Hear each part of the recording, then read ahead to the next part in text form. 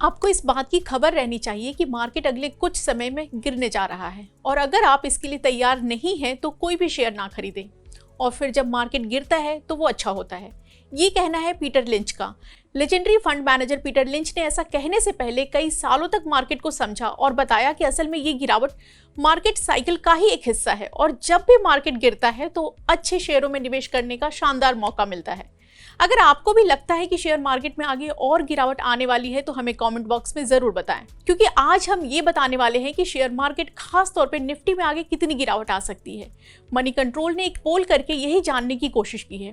इस पोल में ज्यादातर मार्केट एक्सपर्ट का मानना है कि इंडियन शेयर मार्केट फिलहाल महंगा है और इसमें मौजूदा लेवल से कम 10% तक की गिरावट आ सकती है। यहाँ तक कि कुछ एक्सपर्ट्स ने तो 20% तक की गिरावट की भविष्यवाणी कर दी है, वो भी तब जब सेंसेक्स और निफ्टी पहले ही अपने अपने हाई से 5% तक टूट चुके हैं।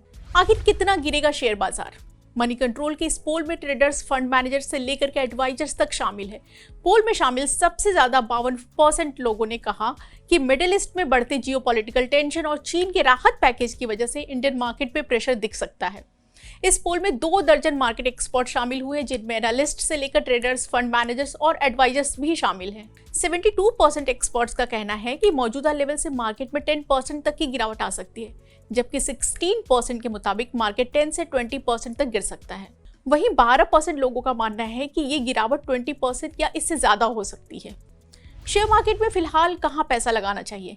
अगर आप भी इस गिरते बाजार में इन्वेस्टमेंट का मौका देख रहे हैं तो 76% एक्सपर्ट की पसंद है लार्ज कैप शेयर, जबकि 24% स्मॉल कैप या मिड कैप शेयरों में पैसा लगाना चाहते हैं। अगला सवाल है कि क्या भारतीय शेयर बाजार फिलहाल महंगा है? इस सवाल के जवाब में 64% लोगों का मानना है कि भारतीय मार्केट अभी महंगा है, जबकि 36% इसे वाजिब लेवल पे बता रहे हैं। लेकिन दिलचस्प ये है कि किसी भी मार्केट एक्सपर्ट्स ने ये नहीं कहा कि भारतीय बाजार अभी सस्ता है। भारतीय शेयर बाजार के लिए आखिर क्या रिस्क है? इस पर 44% लोगों का मानना है कि हाई वैल्यूएशन भारतीय शेयर बाजार के लिए सबसे बड़ा रिस्क है, जबकि 36% ने कंपनियों के कमजोर नतीजे और 20% ने जियोपॉलिटिकल टेंशन को रिस्क बताया है। अगले कुछ दिनों में कंपनियां दूसरी तिमाही के अपने नतीजे जारी करने वाली हैं, जिसके बाद बाजार में और गिरावट आ सकती है। शंकर शर्मा ने पहले ही चेताया था। अगर आपको याद हो तो शंकर शर्मा ने कुछ दिनों पहले ही मनी कंट्रोल के साथ बातचीत में कहा था कि भारतीय शेयर बाजार वक्त से ज्यादा स्पीड से दौड़ रहा है और अब इसमें सुस्ती आ सकती है। पिछले 1 साल से इंडियन शेयर मार्केट दुनिया भर में सबसे बेहतर परफॉर्मेंस करने वाला मार्केट रहा है और ये इस दौड़ में अकेला ही है, लेकिन अब इसे चीन से चुनौती मिल रही है।